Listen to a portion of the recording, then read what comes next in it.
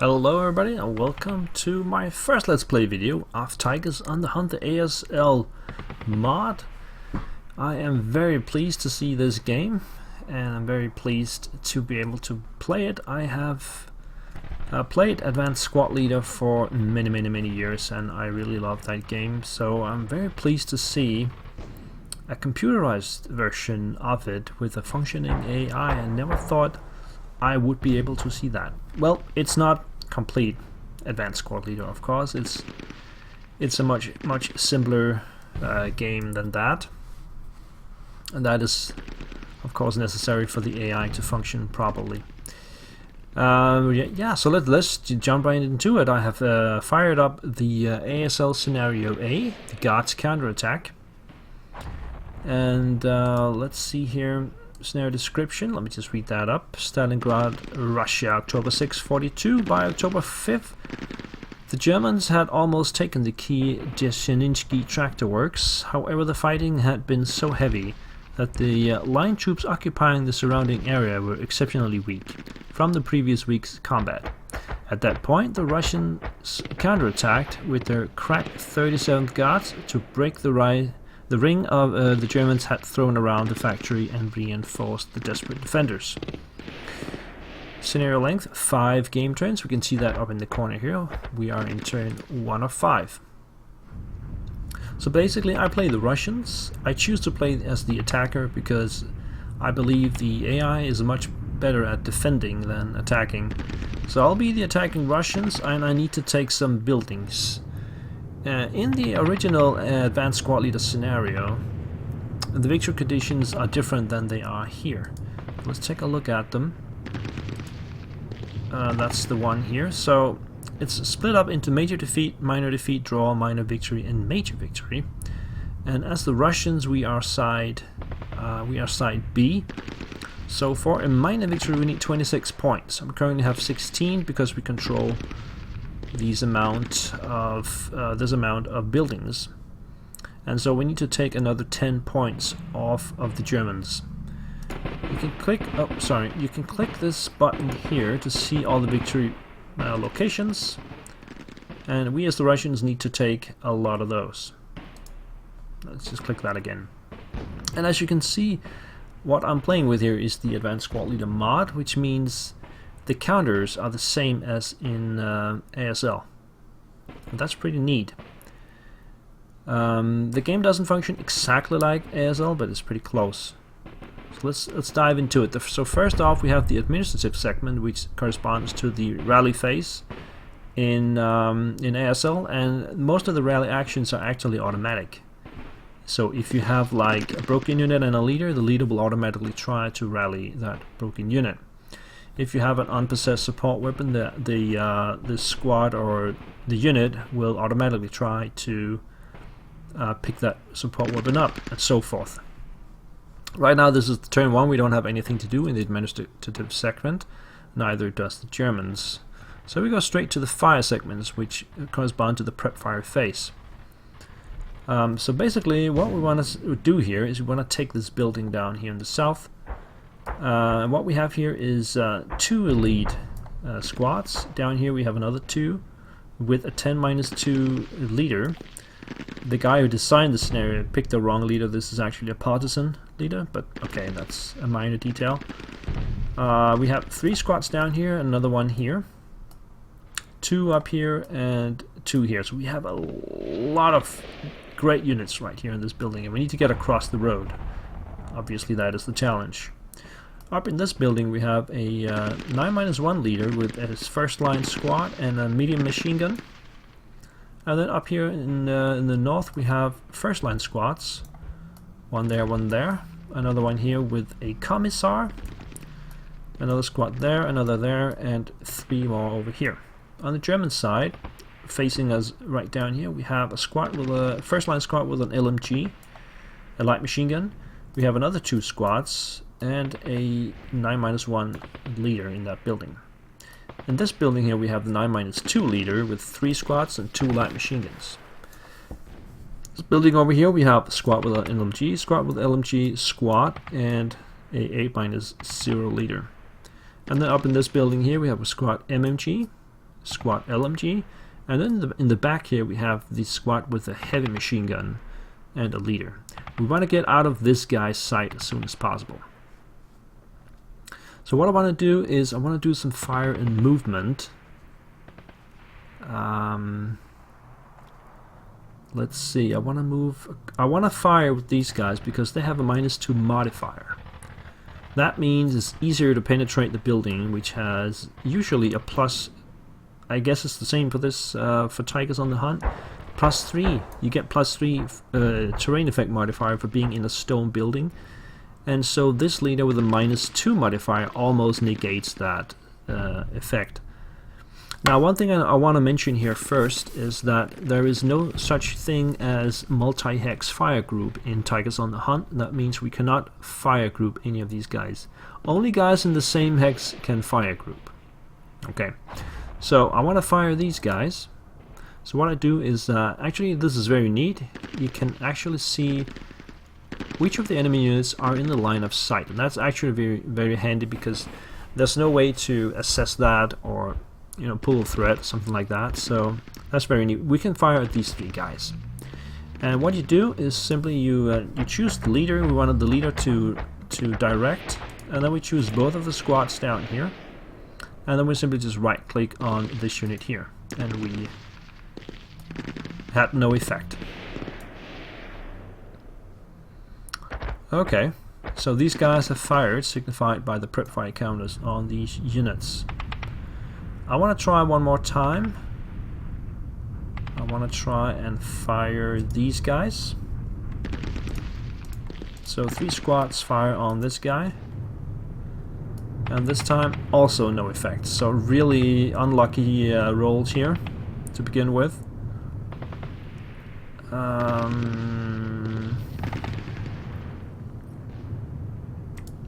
Let's take these 2 guys as well. Take a shot at this guy here. Also no effect. So this is really starting badly. I guess I'm not gonna move across the road in this turn, so we might as well fire these guys as well. Fire them in here. Also no effect. So this is completely hopeless. No effect on any of the shots down here. This guy has a line of sight to the big stack down here. And that is a firefight I'm gonna lose. Because that's 3 squads plus 2 light machine guns against mine. So I'm actually gonna move out of this building. Up here I'm also gonna avoid the heavy machine gun. So I'm gonna move out of the way with these guys as well. Now these 3 guys, they may fire on the squad right here in front of them. Also no effect. Okay, am I gonna restart this? No, I'm not gonna restart this. So let's go to the movement segment. So now we're in the movement segment. After we fired, we can now move. Obviously we fired all these guys down here, so there's not much movement going on there. These guys are gonna assault move, so we choose the leader on the squad. And we pick assault move over here. When you assault move, you can only move 1 hex, but you will not catch a negative modifier from moving. Still, we will catch fire from up here, and from down here, and from down here. Also no effect. So they have now fired all the weapons up here. The light machine gun squad actually destroyed his own LMG, it looks like. But this medium machine gun here is still active. So what we want to do is we want to assault fire these guys, these guys back into this building. They will receive some fire from this squad. No effect either. There's been no effects whatsoever. This guy will also assault move back. This guy here will assault move forward. And these guys will not move. So that's my movement phase. Now we have defensive fire phase. The enemy will fire the units that has not already fired. Notice these guys disappeared. That's because we got Fog of War on, which is something you cannot have on the original board game. But that's pretty neat actually. Units disappear when you don't have line of sight to them. Also this guy down here disappeared. So anyway, let's see. Nothing happened either here. We just continue with the AI. No effect there either. This time we had the first effect of the game with the squad pinning my squad down here. And that's it for the defensive fire. Advancing fire, that means guys who have moved can now fire. I have only this guy, he might as well take a shot. We got no snipers in Tigers on the Hunt, which means you can fire any low shot that you want without any risk or penalty whatsoever. So the squad here with the leader will also take a shot here. I've had no effects whatsoever on any of my shots, and as we can see, these guys can actually see this guy. Still no effect. So that's pretty bad round of shooting. Next up we got the route segment. If I had any broken units, they could now route away. I don't have that. Neither does the Germans. So we'll go straight to the advance segment. I can now advance my units forward. And I'm gonna advance, let's see. I'm gonna advance these two first line squads up to the front. These guys up here are gonna stay back. And then we have a couple of squads here. One of them will advance in here. The other one will advance in here. This guy is pinned. So that's pretty much it. No close combat either, because there's no guys on top of each other. That brings us to the German turn 1, administrative segment, rally phase. Nothing happens, and nothing happens either. The pin just disappears. So it's now the fire segment of the Germans, and they start to fire on my guys in here with no effect. And then they fire up here. I got 3 squads there, no effect either. And then squad LMG in here, also no effect. Down here, 1 squad fires in there with no effect. And here we got the first effect, real effect of the game. Squad LMG fires on this squad and breaks them. They choose to fire on them again, but no additional effect. And that's it. Now the enemy will try to move.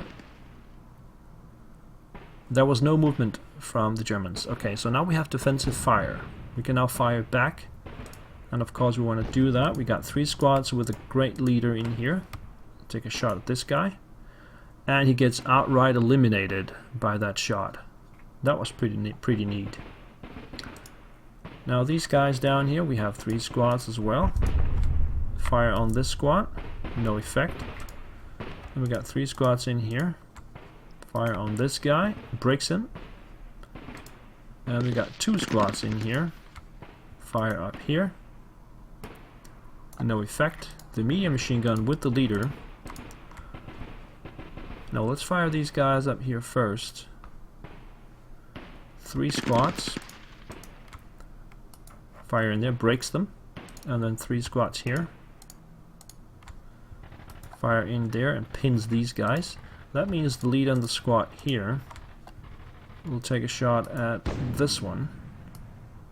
And no effect. And that concludes my defensive fire. Advancing fire. There will be no advancing fire because nobody has moved. German route. Let's see. Doesn't seem to have routed. These guys are still there. These guys are still there. I have a route. This guy. He can route back here, where he will take an interdiction shot, reducing him, and then back to this building here. That was unnecessary actually. Advance segment for the Germans. Let's see if they advance forward. No advance at all. No close combat, and that takes us to turn 2. Turn 2. Now we want to do some fire and movement down here. That we've destroyed 1 guy, and we've broken a couple of other guys. Now I have nothing to do in my administrative segment other than Trying to rally this guy. Apparently he cannot do that. He would have tried already, so I have nothing further. He just loses the DM status, so does the Germans. Let's see.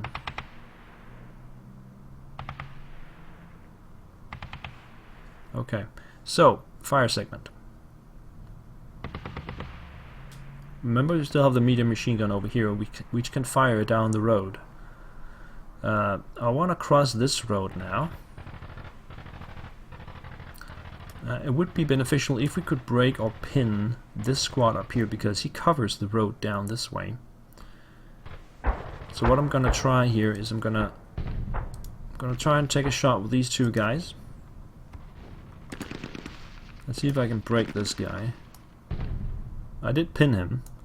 That's not too bad. I'll also use the squadron medium machine gun over here and take another shot in there. It's still pinned. These guys up here are probably not going to move anyway, so they might as well. Just take a shot at this guy. DMs him again, and then with these three, take a shot at this squad. Pins him. Alright, so now we're going to move with these guys down here. So we go to the movement segment, and we want to force this guy to take a shot first. So we'll take one squad and assault moves it out into the open. He will receive some fire from the squad LMG up here that is pinned, and he survives that. Now this little marker you can see here is residual firepower. That means if you go into this hex again now, you will receive fire because it's already been fired on that hex. We don't want to go in there though. What we want to do is we want to take one of these guys and we want to move him straight up. First in here. And for some reason he still had rate of fire. Yeah, he probably had rate of fire with the machine gun. So, yeah, that's pretty bad. So he broke. But it's okay, I got plenty of squads. And there's no residual fire in there, so we'll just pick another one.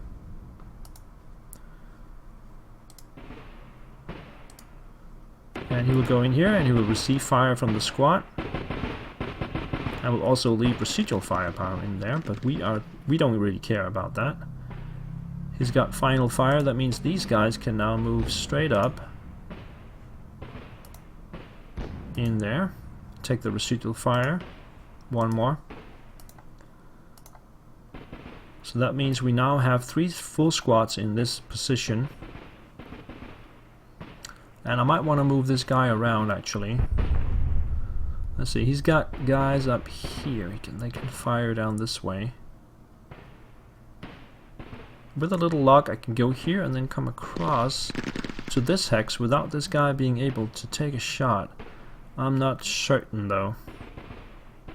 There may be a line of sight from that. Let's take... No, there's no need. There's no need to do that actually. What we want to do is we want to assault move these guys forward into the open. Same goes for this guy.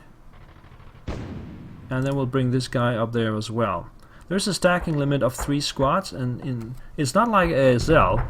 In ASL you can overstack and you get penalties for overstacking. But in Tigers to the Hunt you cannot overstack at all. So for example, I have 3 squads in here. That's the maximum number of squads you can have in a hex. You can see that actually if I move this guy. Regular move. You can see that this hex here is not white. That means I cannot go in there because there's already 3 squads in there. So I'm not allowed to go in there at all. So now we have 3 squads up here and 3 squads up here. And we still have 1 squad left.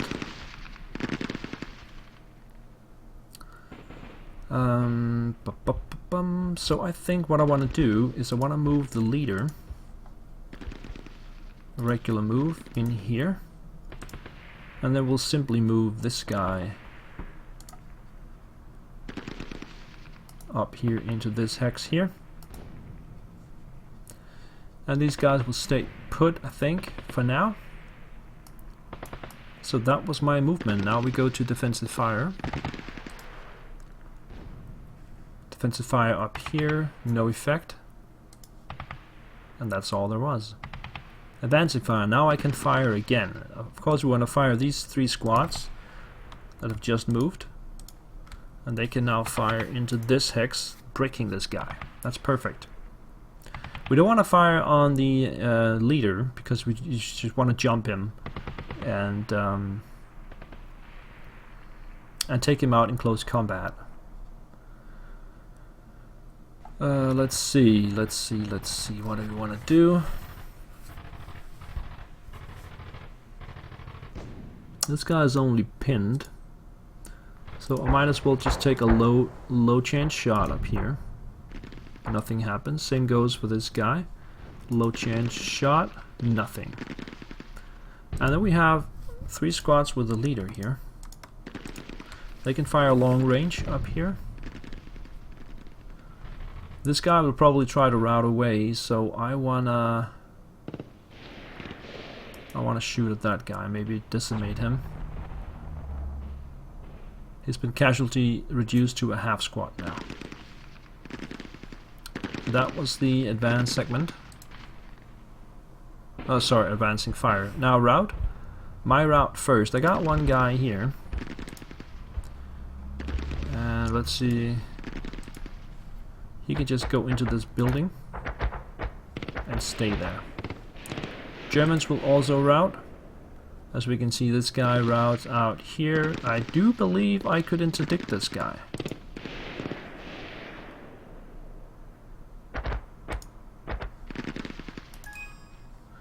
No units can be interdicted in the current target hex. Or maybe he low crawled.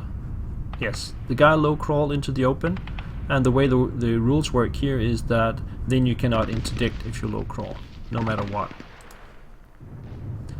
This guy though moves further away. Who should be able to see that guy?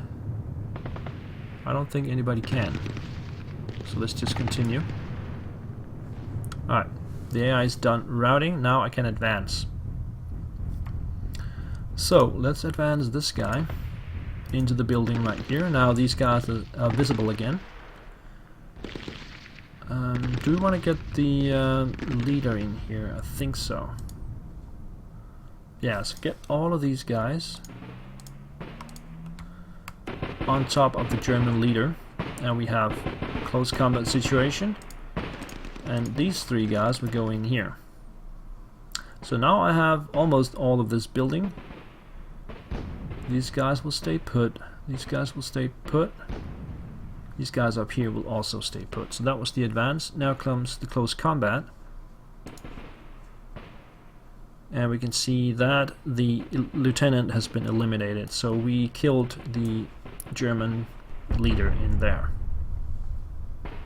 And that pretty much concludes turn 2. Administrative segment. And let's put a break in here, guys, and I will be back with the rest of this scenario. Thank you for joining me. I'll see you next time. Bye-bye.